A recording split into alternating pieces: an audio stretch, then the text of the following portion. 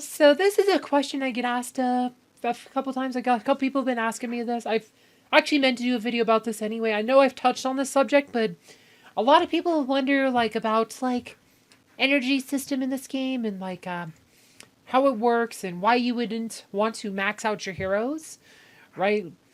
Some people call this sweet spot. Really, it's just like the old school term is min maxing. Like for example, I don't have like Lars. Lars is just red rank for me. Thea is red +1, and I stopped doing like some of these all these things that add health. Right, this adds penetration. Like, and I stopped him there. Like, and one thing I actually regret doing is putting his health glyph because that's a lot of extra health.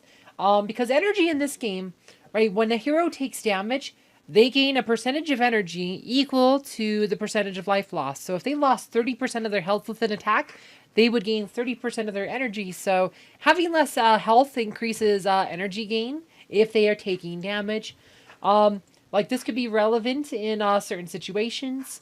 Like so since my Lars, like I said, so if you have like against a hero that does like a damage or something, do I have any like, let's see if there's any battle challenge we could do. We might just have to create a battle challenge.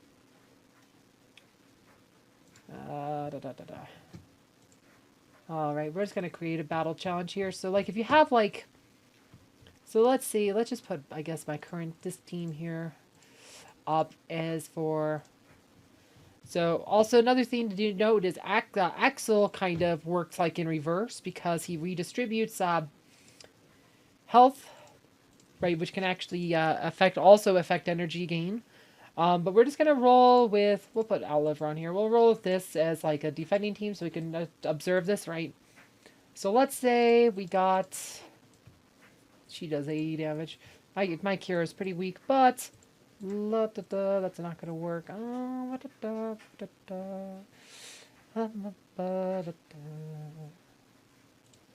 Let's just cut Celeste because we're just doing this for like demonstration purposes.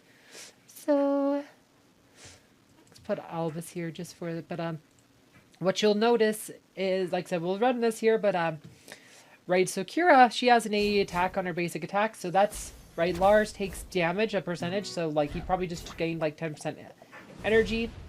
Same with the Dozer dodges, but we're just gonna turn this on. Like I said, my Kira is weak, but this, like I said, in the replay we should be able to observe this. You'll see the energy gain. Yeah, so now Axel's up, like I said, you see how Lars comboed off already. Alright, and this has a lot to do with energy gain. Like, the less life you have, the faster your energy will gain. But, of course, the faster that hero will die. But with dodge and stuff, also gaining energy based on that. So, like, let's watch a replay. I'll show you, like, what happens is, right, when Kira attacks, like, you see how the different heroes have different energy. Like, right, you see how Lars is gaining energy faster than the other heroes. Like, than Krista or Celeste. That's because he has a lot less health. Because I've purposely kept his health low. This allows him to get his ult faster. Right, Krista hasn't ulted yet. Right, the other thing to note with Bubbles of Justice on Axel, because it does redistribute, you can actually, right, it does kind of avoid this issue because the heroes with the highest health are now taking the most damage with Bubbles of Justice on, so now the energy gain is actually reversed, so it actually does kind of compensate for the lower health. Like, so now, like, once Bubbles Justice goes on, yeah, Lars is probably going to gain energy slower because he has the least health. Like I said, so, like, if you look at, like, Celeste, she has, like I said, she has, like, 50% more health than my Lars. So she got to gain energy slower. But, like, if you look at the pets, right, we got Bubbles of Justice on Axel, which Axel applies a shield that distributes physical and magic damage taken by allies between all heroes proportional to their remaining health. So this works in reverse to having, like, so with Bubbles of Justice, right, it might be more advantage to having higher health on your heroes. Like, this kind of does help fix that energy problem. But of course, Bubbles of Justice doesn't come up till 15 seconds in the fight. So if you're trying to combo off quick, like say with Lars, and you need that quick combo, you might want to keep Lars' health low.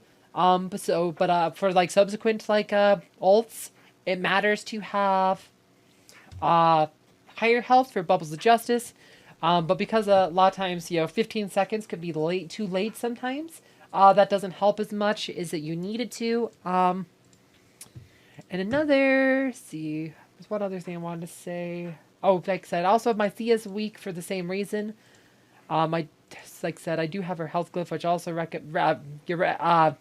which I also regret, but I don't have her health skin, so we've kept her health low. This is because a lot of times when I have her up, like I said, she buffs magic defense with her ult, and I would a lot of times when I'm using Thea, I want that fast magic defense buff. Like this can make a big difference versus like another magic team. Like before Axel was a thing, like Thea was the go-to hero you would bring in for twin mirrors, right? So instead of doing like said so I'd cut like Celeste for Thea, to beat other twins teams. That was like kind of the go-to, but Axel kind of made it a bit harder just because the Axel increases the healing. Like with the Oliver patron, made it really hard to actually win that way, and you time out a lot. Like I said, he has, what is it? Healthy snack. This one increases the healing by 50%.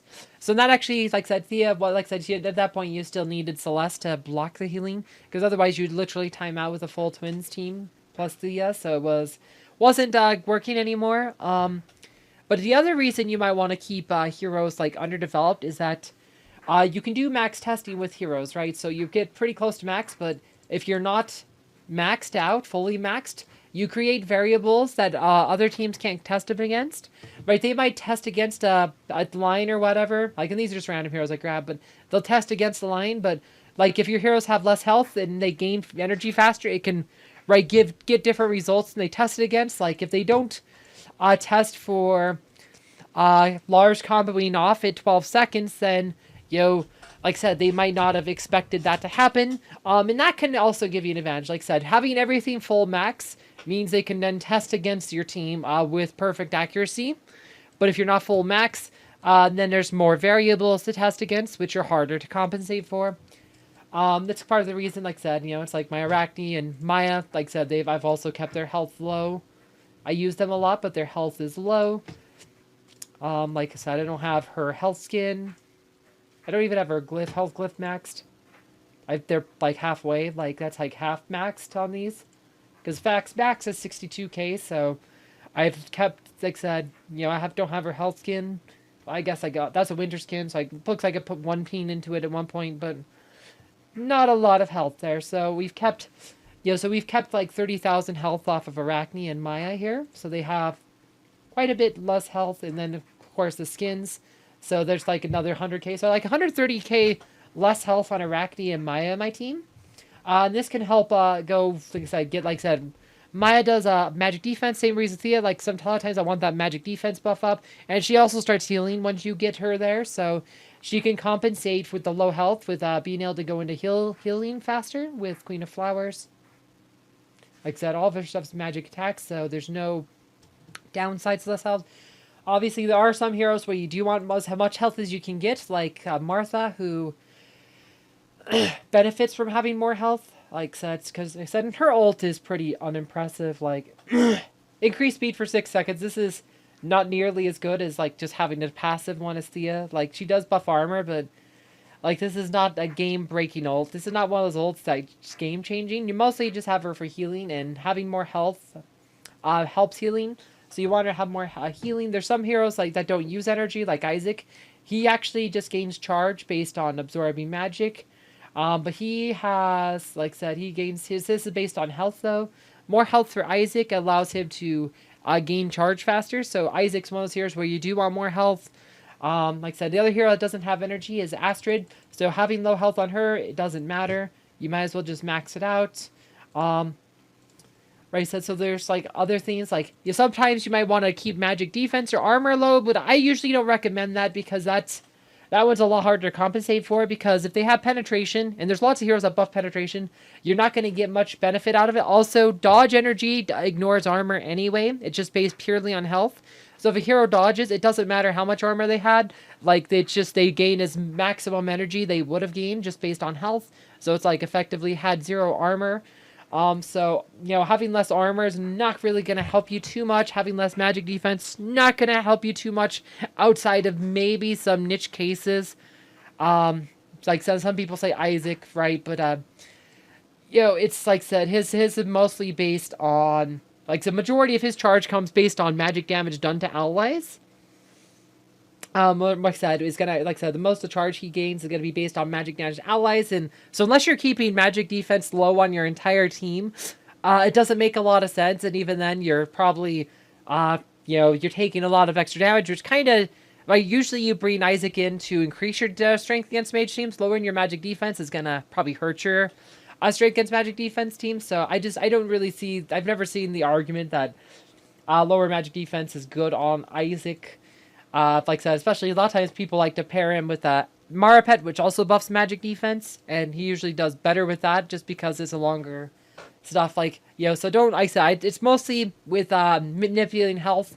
Is this a bad feature of the game? I think it is. I do think the game shouldn't be based on trying to manipulate stats, especially when you can't refund skins and stuff. Like, if you could refund skins, or even like a partial refund, like maybe only got 90% of your skin stones back or whatever, like I said, same with glyphs, like, you know, and you could actually reinvest some of these resources, like, even if it wasn't a whole 100%, maybe I got 50, like, you know, like 90% or something, like I said, right, reinvest or something, or there was a cost, maybe it's like 10 million gold or whatever to reset something, then it wouldn't be so bad. Otherwise, like, maybe they should tweak the energy system a bit more, like, you know, it's, you know, for... I try to make it more fair. Maybe they can adjust like the buff length or something from the artifact buffs or something. Like if you have more health, your buffs last a bit longer when they go off, etc. I don't know, but it'd be nice. Like I said, that's definitely something that probably needs to be tweaked. Anyway, I hope you guys found this video informative. Thank you for watching.